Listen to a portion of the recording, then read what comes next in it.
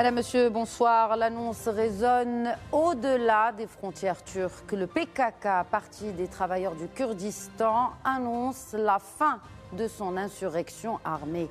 Après plus de 40 ans d'un conflit qui a fait des dizaines de milliers de morts, le parti s'auto-dissout. Une étape historique, saluée comme importante pour la paix par le président Erdogan. Mais pourquoi cette décision? Pourquoi aujourd'hui? Alors, comme le soulignent de nombreuses analyses, cette dissolution marque l'échec retentissant d'un modèle, celui du séparatisme armé par la milice. La fin d'une ère où la violence semblait, pour certains, une voie possible pour imposer leurs revendications.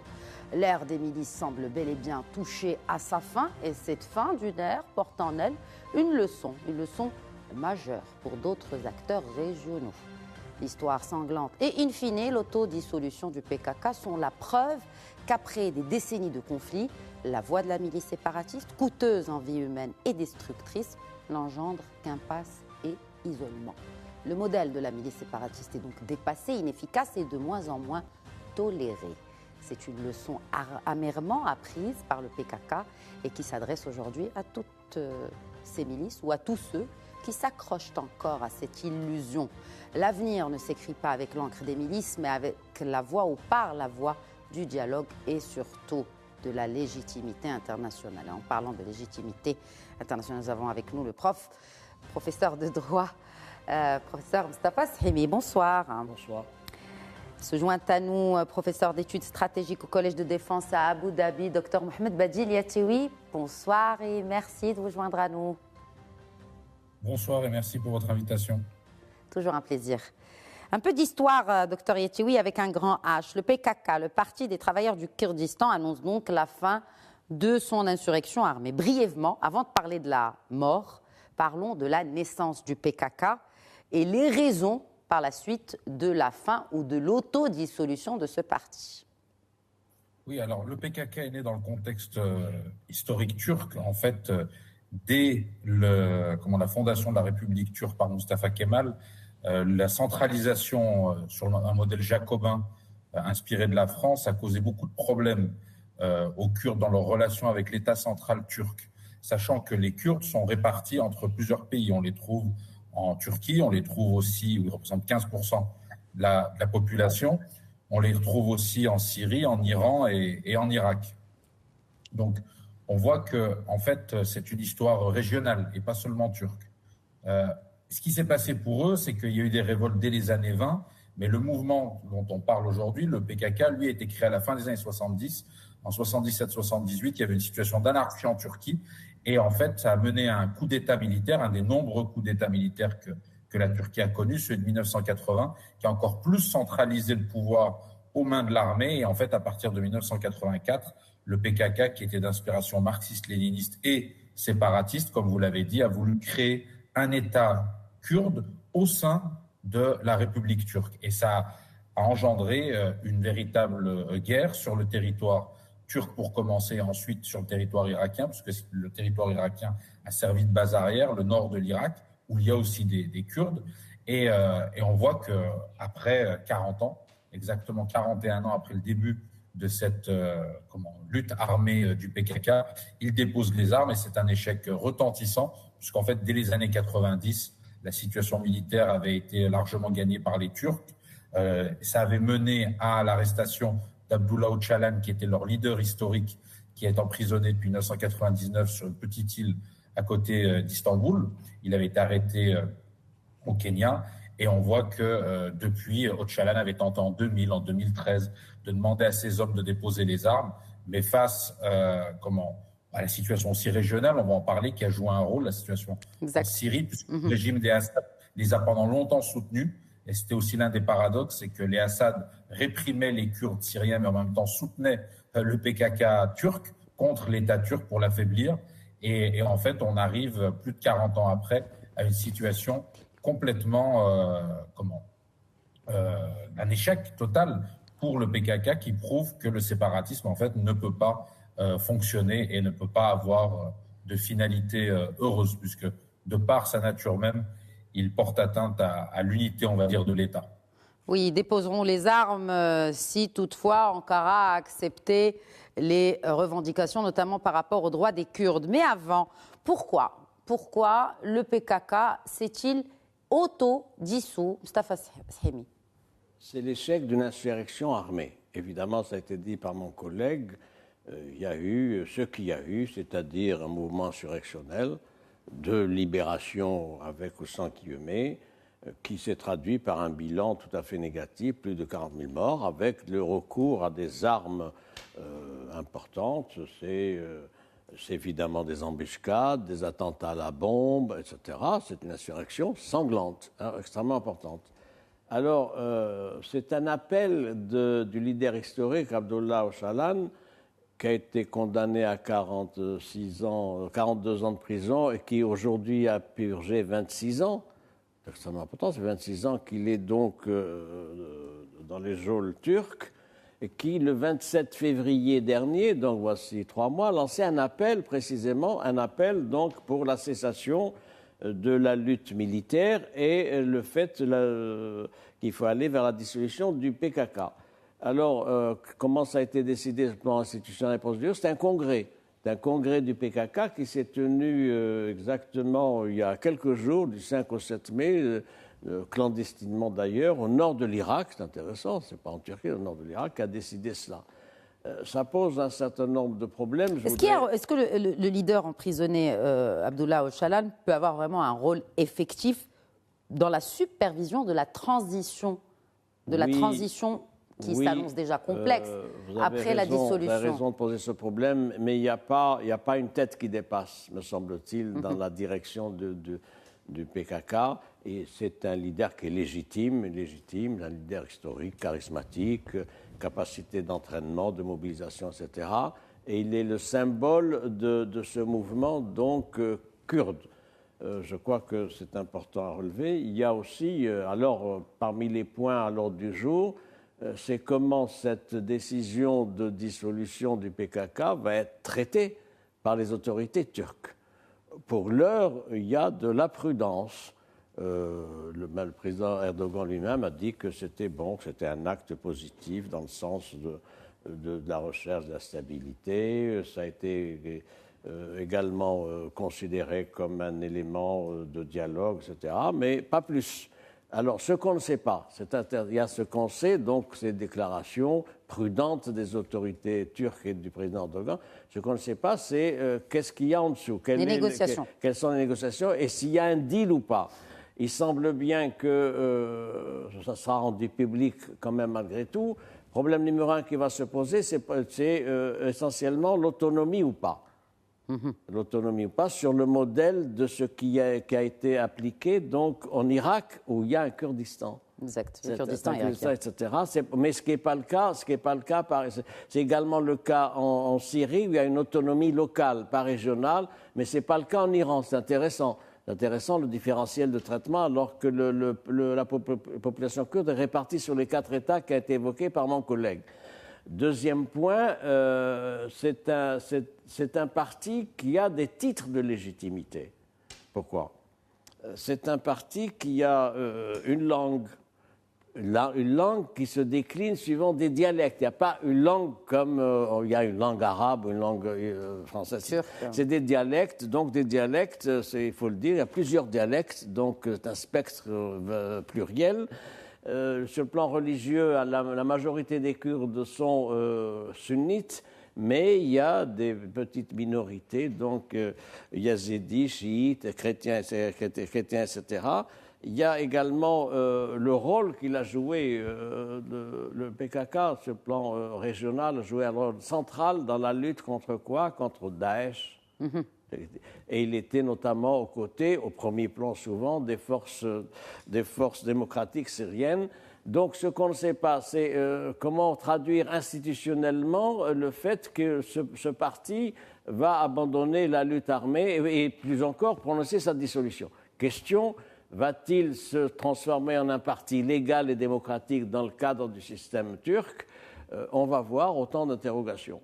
Alors, 2 interrogations. La première, c'est d'abord quel impact, quelles conséquences immédiates, d'abord pour le président turc, Dr Yetiwi, et puis aussi les retombées attendues en Irak et en Syrie, parce que ce sont les 2 pays sur les 4 États où se trouvent les Kurdes actuellement, où les Kurdes, quand même, ont une présence influente. Donc, premier impact sur le président turc et sur sa popularité, et puis aussi sur les autres factions kurdes. L'impact, bien sûr, de la dissolution du PKK.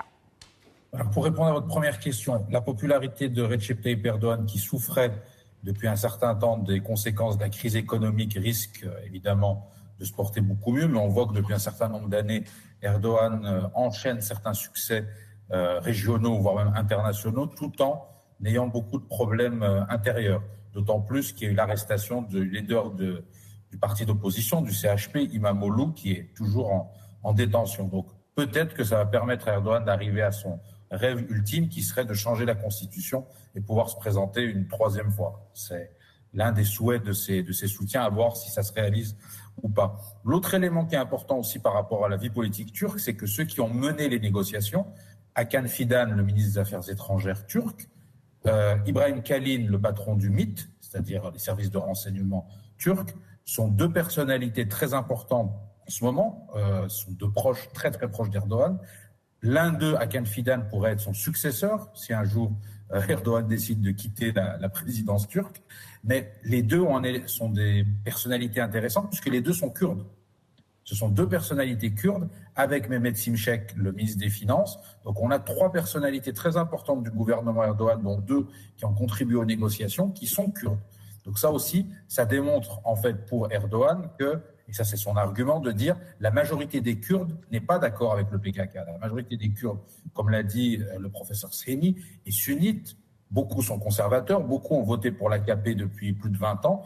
Et en fait, c'est ce qu'Erdogan a cherché à démontrer en confiant aussi les clés, quelque part, des négociations à ces 2 personnalités-là qui ont réussi à obtenir la dissolution du PKK par Öcalan. Ça, c'est pour la Turquie. Pour l'Irak et la Syrie, on est face à 2 situations différentes. La Syrie est en phase de transition, comme tout le monde le sait. Il y a une pression d'Erdogan sur le président Shara pour un État centralisé. Alors, par exemple, les Israéliens préfèrent un fédéralisme pour pouvoir, entre guillemets, affaiblir la Syrie et son pouvoir central. Erdogan, lui, veut éviter une quelconque autonomie kurde en Syrie et voudrait qu'il y ait un pouvoir central fort entre les mains de celui qui, encore peu, se faisait appeler Joulani. En Irak, la situation est différente. En Irak, il y a une fédération, un fédéralisme qui existe depuis un certain temps, comme l'a très bien dit mon collègue, le professeur Sehmi. On a une famille qui tient les rênes du gouvernement du Kurdistan irakien, du gouvernement régional, qui a une très très forte autonomie, qui est la famille Barzani. Barzani est un véritable soutien d'Erdogan. Alors qu'il y a 2 grandes familles dans le Kurdistan irakien, il y a les Barzani, père et fils, qui sont les pro-turcs, entre guillemets, et les Talabani, qui, eux, ont une position historique plus proche de l'Iran et maintenant beaucoup plus complexe, mais en tout cas pas pro-turc. Et ce qui va se poser comme question, ça va être que va-t-il se passer pour les gens du PKK, les Kurdes de Turquie, qui s'étaient réfugiés en Irak depuis tant d'années, puisque la Turquie, en fait, ne les combat plus sur son sol depuis au moins 15 ans, voire 20 ans. En fait, elle les combat dans le nord de l'Irak. Donc, ce désarmement, est-ce qu'il va se faire uniquement en Turquie, ou est-ce que les Barzani qui soutiennent Erdogan depuis un certain nombre d'années maintenant, ne vont pas aussi mettre la pression sur leurs frères kurdes turcs du PKK pour qu'ils rendent les armes? Et c'est là que ça va être très intéressant, puisqu'en fait, c'est un ménage entre guillemets à 3, entre Turcs, Irakiens et Syriens, avec l'Irak et la Syrie qui sont dans des conditions, on va dire, politiques, de politique intérieure très différentes et avec des véritables problèmes de gouvernance. Alors, en parlant de la Syrie, Trump qui vient d'annoncer aujourd'hui la levée des sanctions contre Damas, je pense que les États-Unis ne sont pas indifférents aussi à cette dissolution de ce mouvement. Dr Yetiwi, rapidement sur cette question. Oui, alors les États-Unis, tout comme l'Union européenne, considéraient le PKK comme un mouvement terroriste, tout comme les Turcs, bien évidemment. Donc, il y a cette volonté aussi de Donald Trump, à la fois de lever les sanctions envers la Syrie, ce qui favorise Erdogan, qui a son ami Shara qui est au pouvoir.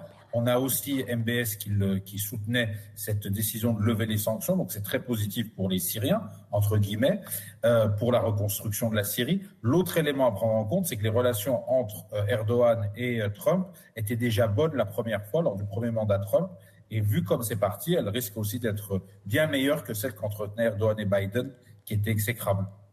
Alors, une chose est sûre, les États-Unis sont bien déterminés à mettre fin à tous les projets séparatistes, à tous les mouvements séparatistes de par le monde, de par leur impact sur la stabilité et les stabilités des différentes régions où ils se trouvent.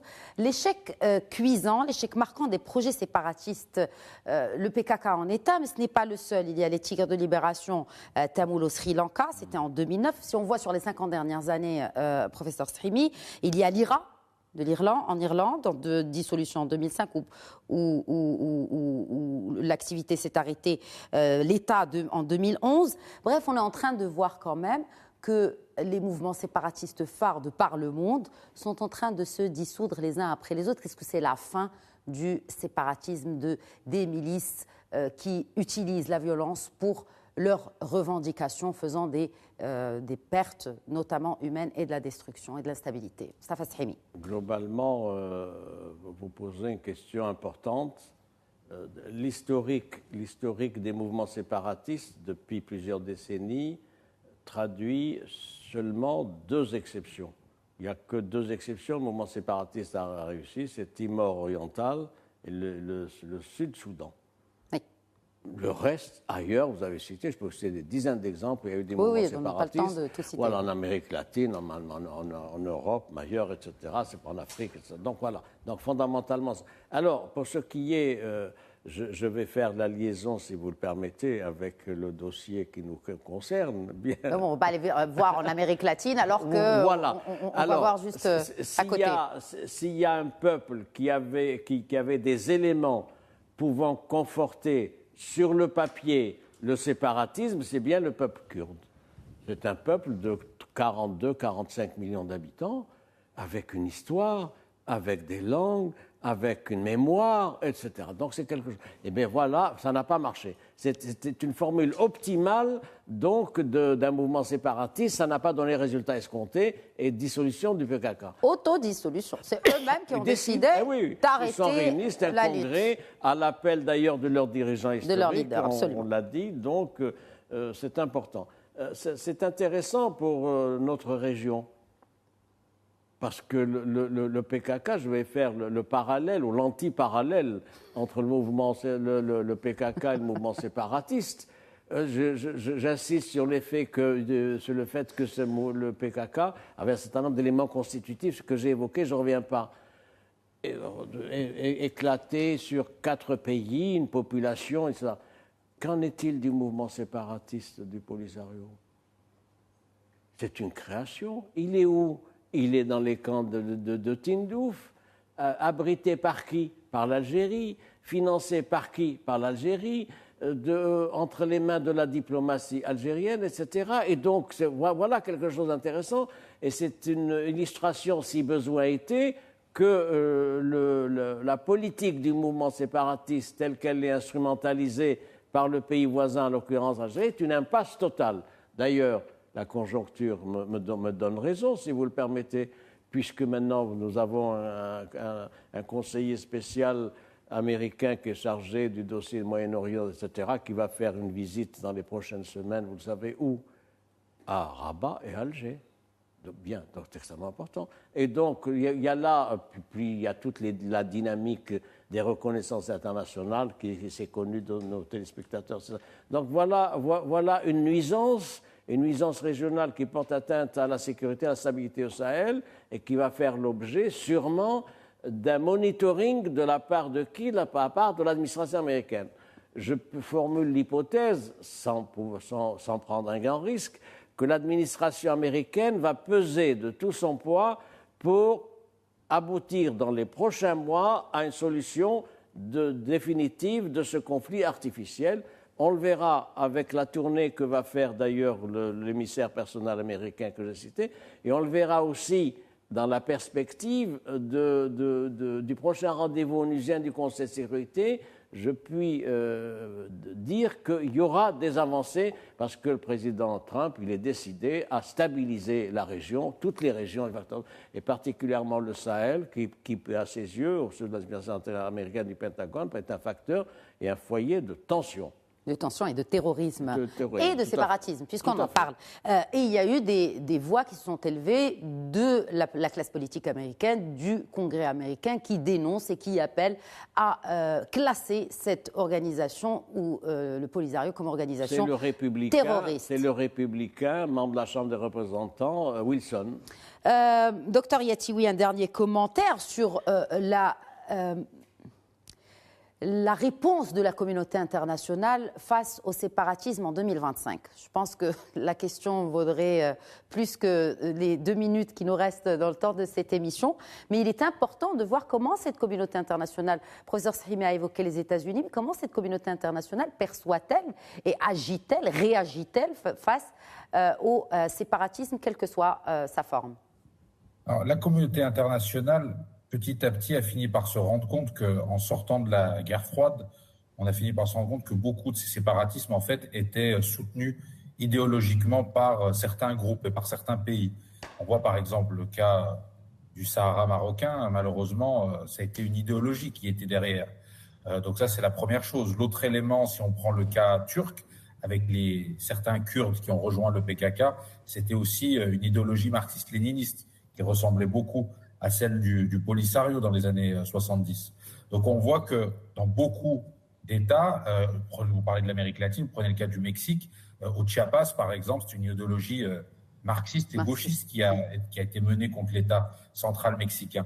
En sortant de la guerre froide, certains États se sont très vite rendus compte de la nécessité de stabiliser certains pays et certaines régions du monde et certaines sous-régions. D'autres ont continué par idéologie et continuent toujours, mais fort heureusement, c'est une minorité. Et en fait, on se rend compte et au niveau de la communauté internationale, que dans un monde qui est déjà très complexe et qui est fragmenté d'un point de vue économique, avec des blocs qui sont en train de se constituer petit à petit, il y a la nécessité d'avoir une stabilité politique et d'éviter toute fragmentation inutile et illégitime, en fait, comme on peut le voir. Le cas des Kurdes, par lequel on a commencé, vous savez, en 1920, le traité de Sèvres leur a donné un État sur les décomptes de l'Empire ottoman. Et très vite, le traité de Lausanne en 1923, 3 ans après, a mis fin à cela sous la pression de Mustafa Kemal, celui qui est devenu Atatürk. Donc on voit qu'en fait, c'est des moments de l'histoire qui font que certaines causes sont défendues par idéologie et quand les États et les leaders se posent et réfléchissent sereinement, ils se rendent compte qu'il vaut mieux avoir l'unité et la stabilité, tout en pouvant quelque part soutenir des droits culturels, une forme d'autonomie interne, mais pas de séparatisme.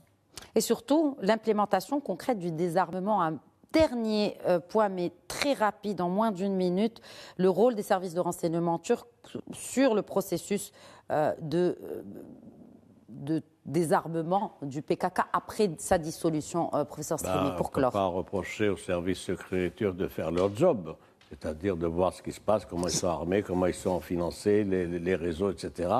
La difficulté qui va se présenter, c'est la période de transition, c'est-à-dire comment désarmer les éléments du PKK qui ne sont pas en Turquie, mais qui sont dans les 3 autres pays. Notamment le YPG que Ankara, qui en Syrie, que Ankara accuse d'être proche du PKK. Un mot, si vous le permettez, une observation institutionnelle de calcul du président Erdogan. Il a en tête la révision de la Constitution parce qu'il veut faire un 3e mandat en 2028 et il a besoin, pour la majorité qualifiée, des 61 sièges parlementaires du parti DEM, qui est un parti pro-kurde. Et c'est ainsi que cette émission touche à sa fin. Merci, professeur Strimi. Merci à vous. Fort intéressant toujours d'échanger avec vous sur des sujets d'actualité d'une extrême importance. Et bien sûr, mes remerciements vont aussi à Dr Mohamed Badjili Yatioui. Toujours un plaisir. Merci beaucoup. Merci beaucoup. C'était un grand plaisir pour moi aussi. Merci. Voilà, c'est la fin de cet épisode de Questions d'actu. Très bonne soirée à toutes et à tous.